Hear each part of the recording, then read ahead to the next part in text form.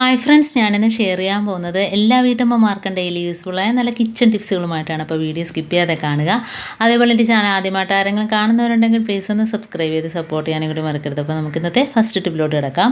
അപ്പോൾ നമ്മൾ ഇതേപോലെ പഞ്ചസാരയൊക്കെ ഒരുപാട് നിറച്ച് വെക്കുന്ന സമയത്ത് കുറച്ച് ദിവസം കഴിയുമ്പോഴത്തേന് അതങ്ങ് കട്ട പിടിക്കാറുണ്ട്. അതല്ലെങ്കിൽ ഈർപ്പം പിടിച്ചിട്ട് അതങ്ങ് ഒരുമാതിരിയാകും പഞ്ചസാര അല്ലേ. അപ്പോൾ അങ്ങനെ ഇല്ലാതിരിക്കണമെങ്കിൽ നമ്മുടെ കയ്യിൽ നല്ല വൃത്തിയുള്ള ടൂപ്പിക്കുണ്ടെങ്കിൽ ഇതേപോലെ ഒരു 3-4 കുത്തി കൊടുക്കുക. അപ്പോൾ പഞ്ചസാരയൊന്നും കട്ട നല്ല ഫ്രഷായിട്ട് തന്നെ ഇരിക്കും.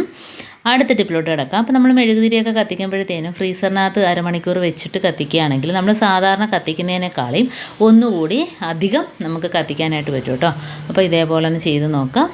ഫ്രീസറിനകത്ത് തണുപ്പ് കൊണ്ട് പെട്ടെന്ന് കത്തി ഉരുകി തീരില്ല.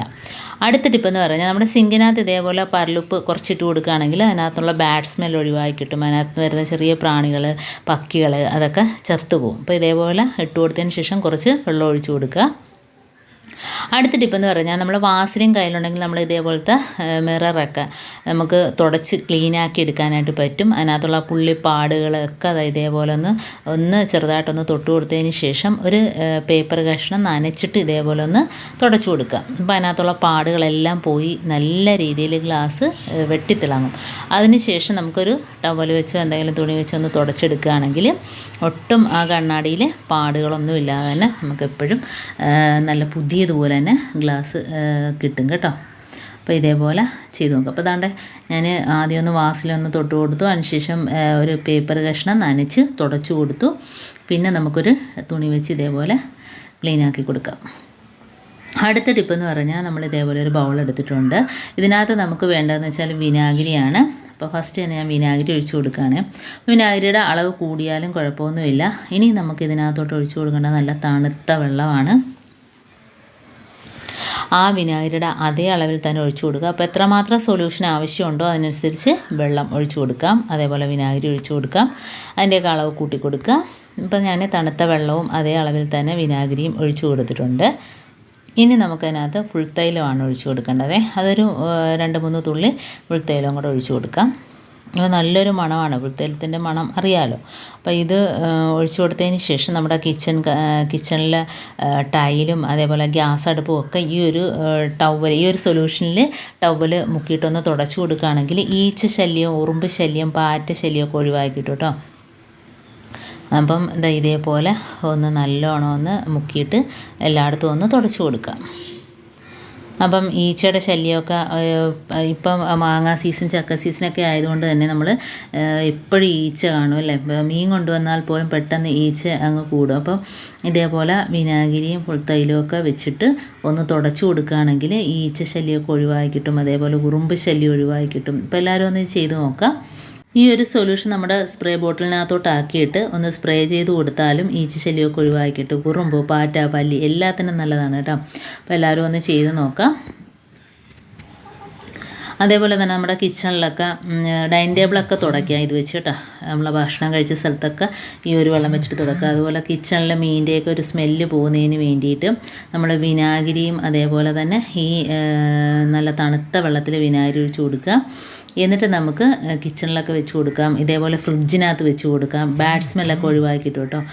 ഫ്രിഡ്ജിനകത്ത് നല്ലതാണ്, ഫ്രിഡ്ജിനകത്തുള്ള ബാഡ് സ്മെല്ലൊക്കെ ഒഴിവാക്കിയിട്ടു. അതേപോലെ കിച്ചണിൽ ഇതേപോലെ വെക്കുകയാണെങ്കിൽ നല്ലൊരു മണമായിരിക്കും. അതേപോലെ തന്നെ ഈ ഒരു വെള്ളം തൊട്ടിട്ട് നമുക്ക് എല്ലായിടത്തും തുടച്ചു കൊടുക്കാം. ഇനിയിപ്പോൾ അടുത്ത ടിപ്പെന്ന് പറഞ്ഞാൽ വേറൊരു സൊല്യൂഷൻ റെഡിയാക്കുന്നതിന് വേണ്ടിയിട്ട് ഇപ്പോൾ ദാണ്ടെ വയനയില ഉണങ്ങിയത് ഞാൻ എടുത്തിട്ടുണ്ട്. ഇപ്പോൾ നമ്മുടെ കിച്ചണിലൊക്കെ ഉള്ള സാധനം തന്നെയാണല്ലോ വയനയില. അപ്പോൾ അതേപോലെ തന്നെ കുരുമുളകില ഉണങ്ങിയത് അത് നമുക്കിതിനകത്തോട്ടൊന്ന് കീറിയിട്ട് കൊടുക്കാം. പിന്നെ തുളസിയില, അതും എല്ലാം ഉണങ്ങിയതാണ് കേട്ടോ, തുളസിയില. അപ്പോൾ ഇതെല്ലാം ഒന്ന് കീറി ഇട്ട് കൊടുത്തിട്ടുണ്ട്. ഇനി നമുക്കിതിനകത്തോട്ട് നല്ല ചൂടുവെള്ളം വേണം ഒഴിച്ചു കൊടുക്കാൻ. അപ്പോൾ അതിന് മുമ്പായിട്ട് നമുക്കിതിനകത്ത് ഓറഞ്ചിൻ്റെ തൊലിയിട്ട് കൊടുക്കാം. അതേപോലെ തന്നെ പിഴിഞ്ഞ നാരങ്ങയുടെ തൊലിയിട്ട് കൊടുക്കാം. അപ്പോൾ ഇത് നല്ല ഒരു സൊല്യൂഷനാണ്. നമുക്ക് ഇതിനകത്ത് നിന്ന് കിട്ടുന്നത് ചൂടുവെള്ളമാണ് ഒഴിച്ചു കൊടുക്കേണ്ടത്. അപ്പോൾ തലേ ദിവസം ഇതേപോലെ ചെയ്ത് വെക്കുക. നല്ലോണം പിഴിഞ്ഞ നാരങ്ങയുടെ തൊലി. അപ്പം ഇതിനകത്ത് നമുക്ക് 1 ഗ്ലാസ് അളവിൽ നല്ല ചൂടുവെള്ളം ഒഴിച്ച് കൊടുക്കാം. ഇത് രാത്രിയാണ് ഞാൻ ചെയ്ത് വെക്കുന്നത്. പിറ്റേ ദിവസം നമ്മൾ ഇത് എടുക്കുമ്പോൾ തന്നെ ഇതിൻ്റെ ഈ ഒരു എസൻസ് എല്ലാം ഇറങ്ങിയിട്ട് ആ വെള്ളത്തിന് നല്ലൊരു ഗ്യാസ് ആയിരിക്കും കേട്ടോ. അപ്പോൾ നമ്മൾ സോഡയൊക്കെ എടുക്കുന്ന ആ ഒരു അതേപോലെ തന്നെ ഇരിക്കും, നല്ലൊരു ഗ്യാസ്. കാരണം ഇതിൻ്റെ ആ ഒരു എല്ലാ എസൻസിനകത്ത് ഇറങ്ങിയിട്ട് ഭയങ്കര ഒരു ഗ്യാസായിരിക്കും. അപ്പോൾ ഇത് വെച്ചിട്ട് നമുക്ക് അപ്പോൾ നമ്മൾ പിറ്റേ ദിവസം നമ്മൾ ഇതേപോലെ എടുക്കുമ്പം തന്നെ നമുക്ക് അതിനകത്ത് കുറച്ച് ഡെറ്റോളും കൂടെ ഒഴിച്ച് കൊടുക്കാം. അതേപോലെ തന്നെ പരലുപ്പിട്ട് കൊടുക്കാം. അപ്പോൾ പരലുപ്പൊക്കെ ഇട്ട് കൊടുക്കുമ്പോഴത്തേന് നമ്മൾ മുറ്റത്തൊക്കെ തളിക്കുകയാണെങ്കിൽ ഒച്ചൊക്കെ ഉണ്ടെങ്കിൽ ചത്തു, ഒച്ചിൻ്റെ ശല്യം, അതേപോലെ അണുക്കളെ ഒക്കെ കളയാനൊക്കെ നല്ലൊരു സാധനമല്ലോ ഉപ്പ്. അപ്പോൾ ഇതെല്ലാം കൂടെ ചേരുമ്പം നല്ലൊരു എഫക്റ്റാണ് കേട്ടോ. അപ്പോൾ ഡെറ്റോൾ, അപ്പോൾ തലേന്ന് വേണേലും ഇതേപോലെ തന്നെ ഉപ്പും ഇട്ട് ഡെറ്റോൾ ഒഴിച്ച് വെച്ച് കൊടുക്കുക, അതാണ് ഏറ്റവും നല്ലത്.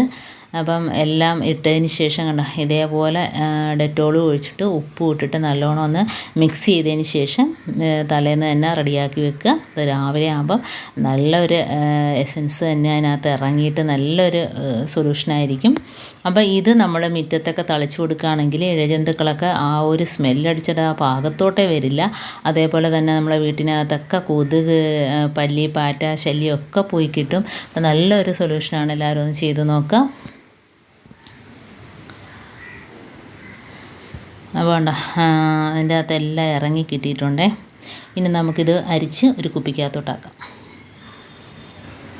അപ്പം നമ്മുടെ സാധാ ഇതേപോലത്തെ ഒരു കുപ്പിയിലാക്കുകയാണെങ്കിൽ നമുക്ക് നല്ല രീതിയിൽ എല്ലായിടത്തും ഒഴിച്ചു കൊടുക്കാനായിട്ട് പറ്റും. മൂടിയിലൊരു ഹോൾ ഇട്ട് കൊടുത്താൽ മാത്രം മതി. എന്നിട്ട് നമുക്ക് എലിപ്പൊത്തുള്ള സ്ഥലത്ത് ഒഴിച്ച് കൊടുക്കുക, കിച്ചണിൽ സിങ്കിനകത്ത് ഒഴിച്ച് കൊടുക്കുക, വാഷ് ബേസിനിൽ ഒഴിച്ച് കൊടുക്കുക, അതുപോലെ നമ്മുടെ പുറത്ത് ജനൽ ഭാഗത്ത് ഒക്കെ ഒഴിച്ച് കൊടുക്കുക. കാരണം കൊതുക്, ഇഴജന്തുക്കളൊക്കെ വരാതിരിക്കാൻ വേണ്ടിയിട്ടും. അപ്പോൾ എല്ലായിടത്തും ഗ്യാസ് അടുപ്പിൻ്റെ മുകൾ ഭാഗത്തൊക്കെ ഒഴിച്ച് കൊടുക്കുക. അപ്പോൾ പല്ലി, പാറ്റ, ഉറുമ്പ്, എലി എല്ലാം ഒന്നിച്ച് തുരത്താൻ പറ്റുന്ന 2 കിടിലൻ ടിപ്പ് ഇതിനകത്ത് ഞാൻ ഒരു സൊല്യൂഷൻ റെഡിയാക്കി കാണിച്ചിരിക്കുന്നത്. അപ്പോൾ എല്ലാവരും ഒന്ന് ചെയ്തു നോക്കുക. അപ്പോൾ ഇന്ന് കാണിച്ച ഈ ടിപ്സിൽ ഏതെങ്കിലും ഒന്ന് യൂസ്ഫുള്ളായിട്ട് നിങ്ങൾക്ക് തോന്നിയിട്ടുണ്ടെങ്കിൽ ഒന്ന് ലൈക്ക് ചെയ്യാനും കമൻറ്റ് ചെയ്യാനും സബ്സ്ക്രൈബ് ചെയ്യാനും മറക്കരുത്. അതേപോലെ ബെല്ലൈക്കൻ എനേബിൾ ചെയ്യാനും മറക്കരുത്. എന്നാൽ മാത്രമേ ഞാനിടുന്ന ഓരോ വീഡിയോസും നിങ്ങളുടെ മുമ്പിൽ നോട്ടിഫിക്കേഷനായി എത്തുകയുള്ളൂ. അപ്പോൾ ഇനിയും ഇതുപോലുള്ള നല്ല നല്ല ടിപ്സുകളുമായിട്ട് വീണ്ടും കാണാം. അതുവരേക്കും താങ്ക്സ് ഫോർ വാച്ചിങ്.